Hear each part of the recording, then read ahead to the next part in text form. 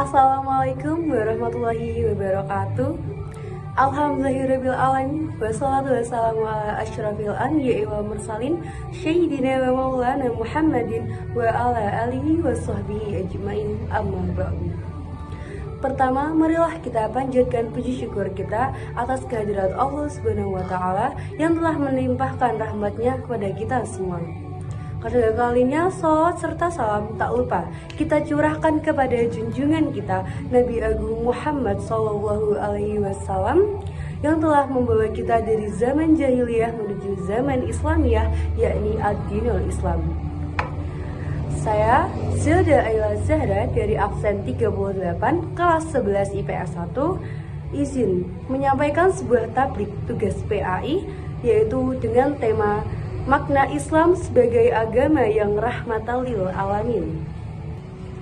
Derasnya arus globalisasi dunia sangat berimbas pada pembentukan moral dan jiwa bangsa, tak terkecuali para generasi muda. Tanpa disadari, mereka telah terjajah secara fisik dan ideologi, sehingga dapat melunturkan rasa cinta terhadap tanah air Indonesia. Hal tersebut akan sangat berdampak pada kehidupan bangsa di masa yang akan datang, serta dapat menjadi pemicu keretakan, kerusakan, dan kehancuran terhadap bangsa dan tanah air Indonesia. Namun, dalam hal ini, Islam sebagai agama mayoritas penduduk di Indonesia memiliki cara tersendiri untuk dapat menumbuhkan rasa nasionalisme, khususnya bagi para generasi muda. Dari paparan singkat di atas, perkenankanlah saya untuk memberikan sebuah tablik dengan judul Konsep Islam dalam menumbuhkan rasa nasionalisme bagi para generasi muda. Sahabat muslim yang dirahmati Allah, wacana mengenai nasionalisme selalu berkembang dengan dinamis, apalagi jika ditambah dengan aneka permasalahan dewasa ini mengemuka. Generasi muda saat ini lebih cenderung untuk meniru dan mengikuti kebudayaan asing dibandingkan dengan kebudayaannya sendiri. Padahal kebudayaan tersebut notabene sama sekali tidak mencerminkan kepribadian bangsa Indonesia. Namun, hal tersebut bukanlah tanpa sebab. Lunturnya rasa nasionalisme para generasi muda dikarenakan oleh sikap para warga negara yang tidak memberikan contoh rasa nasionalisme bagi para generasi muda. Ditambah dengan tertinggalnya bangsa Indonesia dengan negara-negara lain dalam aspek kehidupan, semakin membuat para generasi muda tidak lagi bangga menjadi bagian dari bangsa Indonesia. Lalu pertanyaannya, bagaimana cara mengembalikan jiwa nasionalisme, khususnya bagi para generasi muda? Dalam hal ini, Islam sebagai agama yang rahmatan lil alamin memiliki konsep untuk menumbuhkan kembali jiwa nasionalisme bagi bangsa dan khususnya bagi para generasi muda. Hal ini sebagaimana termaktub di dalam Al-Quran surah Al-Baqarah ayat 144. A'udzu billahi minasyaitonir rajim. Bismillahirrahmanirrahim. Qad nara taqalluba wajhika fis sama' falanwalliyannaka qiblatan tardaha fawalli wajhaka syatral masjidil haram wa haitsu ma kuntum fawallu wujuhakum satrah wa innal ladzina utul kitaba la ya'lamuna annahu al-haqqu minar rabbihim wa mawallahu bighafilin amma ya'malun, yang artinya, kami melihat wajahmu Muhammad sering menengadah ke langit, maka akan kami palingkan engkau ke kiblat yang engkau senangi. Maka hadapkanlah wajahmu ke arah Masjidil Haram, dan di mana saja engkau berada, hadapkanlah wajahmu ke arah itu. Dan sesungguhnya orang-orang yang diberi kitab Taurat dan Injil tahu bahwa pemindahan kiblat itu adalah kebenaran dari Tuhan mereka, dan Allah tidak lengah terhadap apa yang mereka kerjakan.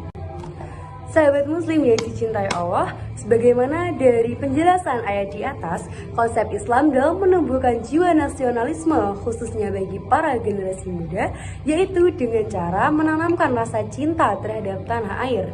Rasa cinta terhadap tanah air sendiri merupakan sebagian dari iman, yang mana hal ini diriwayatkan dalam sebuah slogan yang sangat populer, yaitu Hubul Watan Minal Iman.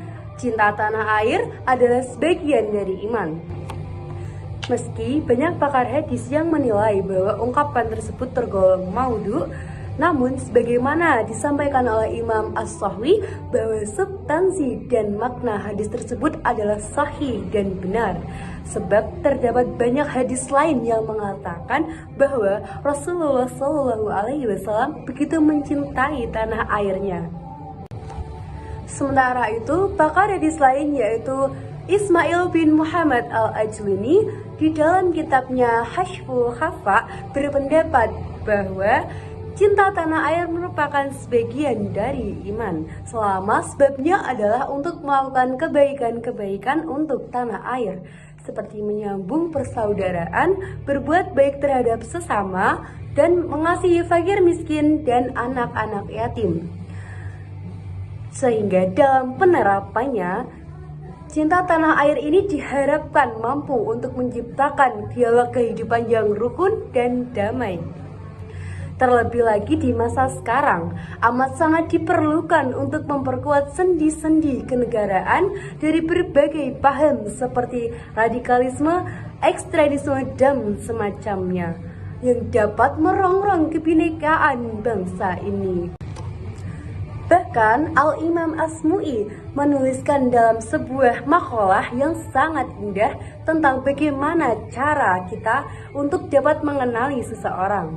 Maka kata beliau, tengoklah bagaimana kerinduannya terhadap tanah airnya. Hal ini sebagaimana dituliskan di dalam kitab Al-Maqasidul Hasanah karangan Imam As-Sahwi. Sahabat muslim yang dirahmati Allah, izinkanlah saya menyampaikan sebuah kesimpulan dari tablik yang saya sampaikan. Telah kita pahami dan ketahui bersama bahwa betapa penting dan berharganya tanah air Indonesia ini, tempat yang menjadikan kita ada, tempat yang menjadikan kita tumbuh dari kecil hingga dewasa, dari yang tidak mengerti apa-apa hingga kini kita menjadi pandai. Oleh karena itu, sudah menjadi keharusan bagi kita semua untuk mencintai tanah air ini. Oleh karena itu, sudah menjadi keharusan bagi kita semua untuk menjaga dan mencintai tanah air ini, dengan menumbuhkan jiwa nasionalisme yang tinggi terhadap bangsa dan negara. Menumbuhkan jiwa nasionalisme sama sekali tidak bertentangan dengan ajaran Islam.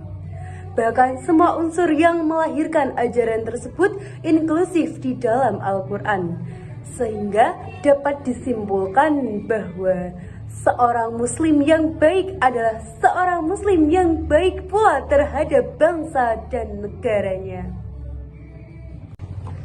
Mungkin cukup sekian tablik yang dapat saya sampaikan. Semoga bermanfaat. Mohon maaf apabila ada kesalahan. Saya akhiri. Wallahu muwaffiq ila aqwamit thoriq. Wassalamualaikum warahmatullahi wabarakatuh.